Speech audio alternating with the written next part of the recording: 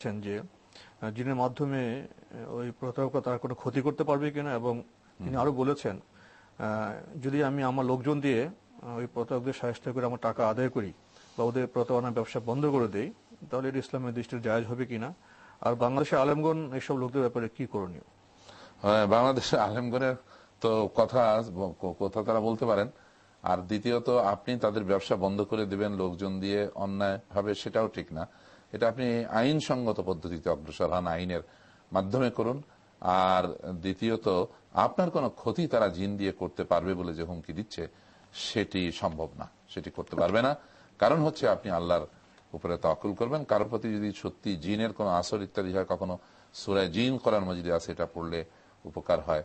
আর আপনি শুধু 5 ওয়াক্ত নামাজ ফরজগুলো আদায় করেন ঠিক মতো, এবং আপনি কোরআন অর্থসহ হাদিস অর্থসহ পড়তে শুরু করুন, আল্লাহর উপরে ভরসা রাখুন। পৃথিবীর কারো ক্ষমতা নাই আপনার কোনো ক্ষতি করে, যদি না আল্লাহ চান। প্রিয় দর্শক, এবারে চিঠিটি পাঠিয়েছেন নিউ ইয়র্ক থেকে একটি, লিখেছেন ইসলামী শরিয়া ও আল্লাহর আইন অনুযায়ী নিম্নোক্ত প্রশ্নগুলোর উত্তর চাই। 1, দুইজন পূর্ণবয়স্ক নারী ও পুরুষ একে অপরকে স্বামী স্ত্রী স্বীকার করে বৈবাহিক সম্পর্ক স্থাপন করা জায়েজ হবে কি, যেখানে সাক্ষী এবং কাজী অনুপস্থিত? না, ওই দুইজনকে উপস্থিত করতে হবে, কাজী না, মানে সাক্ষী থাকতে হবে, এবং কাজীর মাধ্যমেও বিয়ে হওয়া উচিত, সেটা ঠিক আছে। কিন্তু শর্ত হলো যে বিয়েটা দুইজনের ইজাব কবুল হবে, সাক্ষীরা উপস্থিত থাকবে। এইভাবে দুইজনের ভালো লাগলো আর বসবাস করা শুরু করে দিলেন, বিয়ে হয়ে গেল, তা কিন্তু না। আরো লিখেছেন, উপরোক্ত স্বামী যদি স্ত্রীর জন্য স্ত্রীর মাধ্যমে সাংসারিক ভরণ পোষণের জন্য তৃতীয় ব্যক্তির কাছে ব্যবসার উদ্দেশ্যে অর্থ লগ্নি করে যা থেকে প্রতি মাসে নির্দিষ্ট পরিমাণ লাভ পেয়ে থাকেন, কারণ মহিলা বা স্ত্রীর পক্ষে সরাসরি ব্যবসা অংশগ্রহণ বা হিসাব নিকাশ সম্ভব নয় এবং স্বামী প্রবাসী, উপরোক্ত অর্থ লগ্নি এবং লাভ জায়েজ কি? না, এই ক্ষেত্রে যেটা করতে পারেন, নিজের ব্যবসা করতে পারছেন না, আপনারা এই টাকা কাউকে দিয়ে ব্যবসায়ের জন্য কোনো জায়গায়, বিশেষ করে ইসলামী ব্যাংকে দিতে পারেন।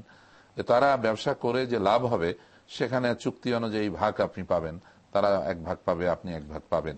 সেভাবে কিন্তু আপনি উপার্জন করতে পারেন, এবং সেখানে হালাল পন্থায় উপার্জন হবে। সুদের মাধ্যমে উপার্জন কিন্তু হারাম। সুদ সর্বৈধ, মানে একেবারে সর্বৈব হারাম, এবং সুদকে আল্লাহ হারাম করেছেন। আহাল্লাহুল বায়া ওয়া হারামা রিবা, আল্লাহ সুদকে হালাল করেছেন। আপনি যে লগ্নি করার কথা বলছেন, এটা মনে হচ্ছে যে এটা আসলে সুদ।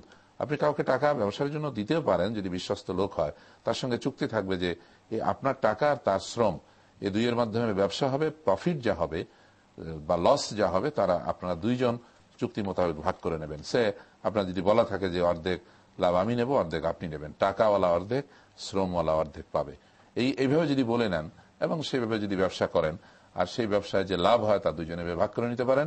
লোকসান হলেও যিনি টাকা দিচ্ছেন তাকে তা বহন করতে হবে।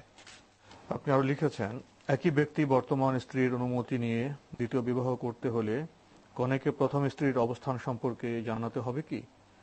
না জানালে বিবাহ জায়েজ হবে কি? না, জানানো উচিত, তবে না জানিয়ে বিয়ে করলে বিয়ে বৈধ হবে। বিয়ের জন্য আসলে দুইজনের ইজাব কবুলটাই হলো মূল কথা, সাক্ষী থাকা হলো মূল কথা, মহারণা নির্ধারিত হওয়া হচ্ছে মূল কথা। প্রিয় দর্শক, এবারের চিঠিটি